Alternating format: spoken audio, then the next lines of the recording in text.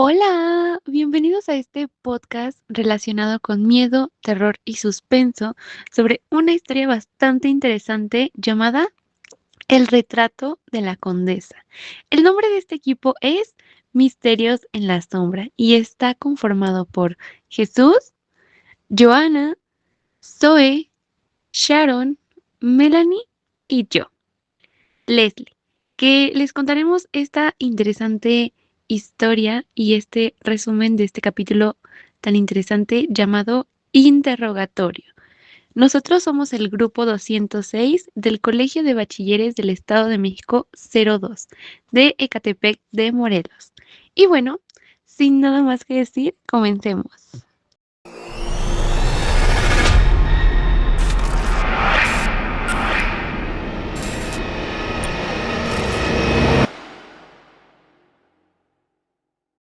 Bienvenidos a Misterios en la Sombra. Hoy nos adentraremos en una trama donde la realidad supera la ficción. Una red de secretos corporativos, magia oculta y peligro inminente. Vale, Dani, ¿por dónde empezamos hoy? Hola, Alex. Pues tenemos que empezar obligatoriamente con Elena. Ella ha estado tirando de los hilos para destapar toda la verdad detrás de las empresas de Mario. Y lo que encontró es perturbador, una conexión directa con un grupo clandestino conocido como la Sociedad de las Sombras. Así es, y gracias a los movimientos de dinero y documentos sospechosos que Gabriel logró rastrear, confirmamos que esto no solo es un fraude financiero. Esta sociedad está preparada para algo a gran escala, un ritual sumamente peligroso. Y la alerta roja se encendió hace muy poco, ¿verdad? Elena recibió una llamada que lo cambió todo. Exacto. Le informaron que la Sociedad de las Sombras ya tiene lugar y fecha. Planean realizar una invocación en el mismo hotel Villa del Sol. Me imagino la desesperación de Elena. Saber perfectamente que si no lo detiene a tiempo, las consecuencias serán devastadoras. Mientras Elena investiga en el exterior, el panorama para Mario se complica drásticamente. En las salas de interrogatorio, se les acusa directamente del asesinato del abuelo de Esmeralda, pero Mario insiste en su inocencia. Es una jugada desesperada. De hecho, los reportes indican que Mario fue interrogado intensamente por el detective Uriel Campos en una sala fría con mesas metálicas y un gran espejo. Se le confrontó con fotos del asesinato de Eulalio Méndez y hasta con un puñal encontrado en la escena, el cual coincide con sus huellas dactilares. A pesar de que las pruebas lo hunden, él asegura que todo es una trampa. Por eso, decide arriesgarse y llamar directamente a Esmeralda. Le suplican que le crea a él, que testifique que es inocente y que lo ayude ante las autoridades. Y aquí viene el giro definitivo. Esmeralda no solo acepta ayudarlo, sino que destapa la verdadera caja de Pandora. ¿Qué fue lo que reveló? Que todo este complot gire en torno al cuadro, el retrato de la condesa.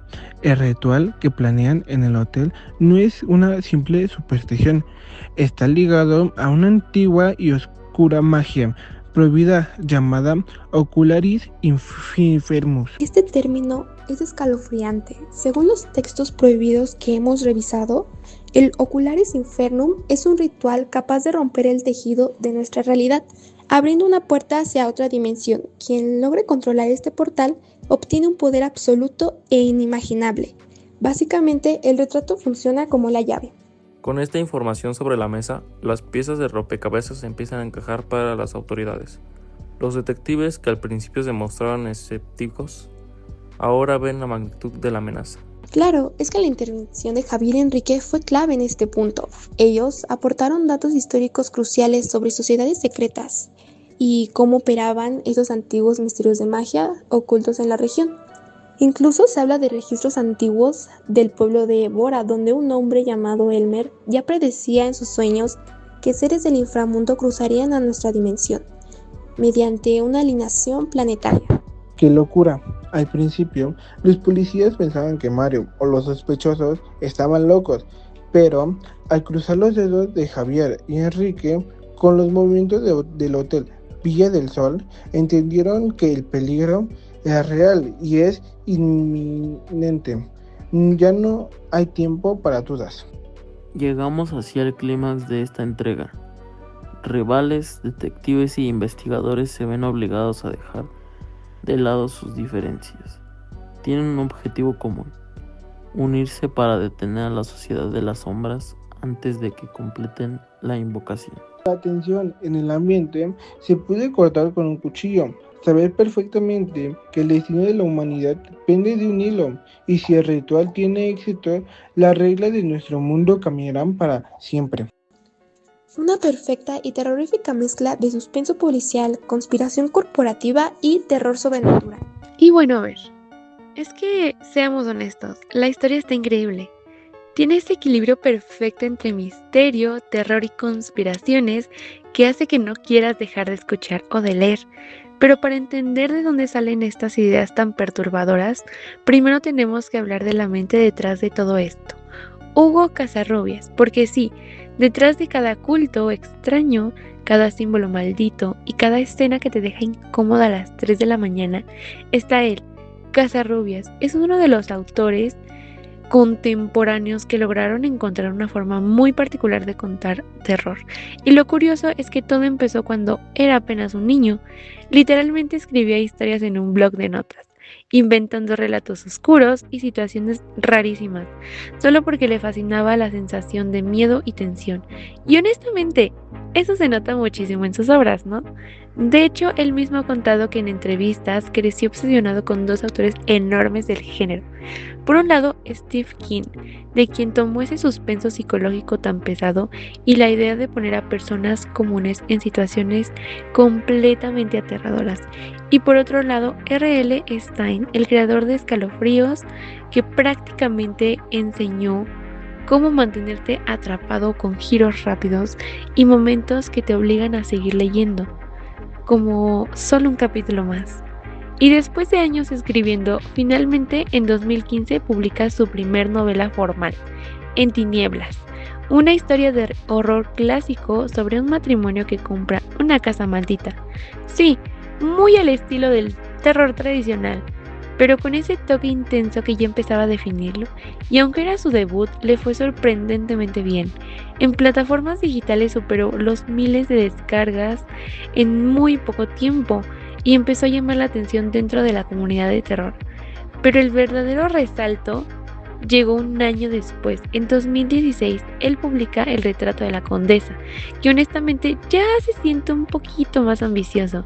Aquí deja un poco más atrás el típico fantasma o casa embrujada y se mete de lleno en el horror cósmico y fantasía oscura. Cultos secretos, sociedades misteriosas, portales interdimensionales, todo mezclado con escenarios coloniales que hacen que la historia se sienta más incómoda y real. Y algo que me parece muy interesante de Casarrubias es que no se quedó solo en las novelas. También ha trabajado muchísimo en relatos cortos y revistas independientes del terror. Por ejemplo, en 2017 publicó El ritual sonoro en la revista Nictofilia, y ese relato ayudó a que su nombre empezara a sonar incluso fuera de su círculo habitual de lectores.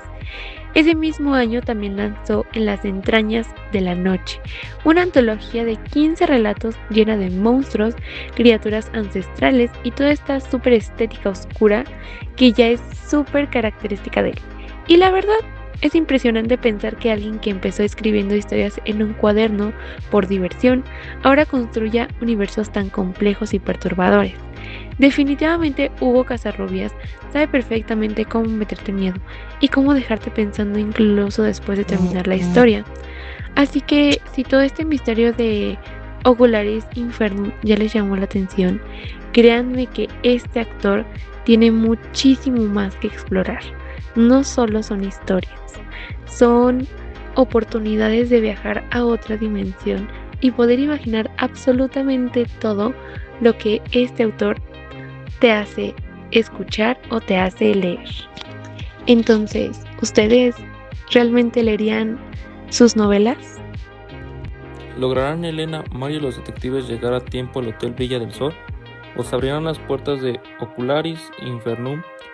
Eso lo descubriremos en el próximo episodio de Misterios en la Sombra. No solo olviden suscribirse y dejarnos sus teorías en los comentarios. Hasta la próxima. Cuídense de las sombras. Adiós.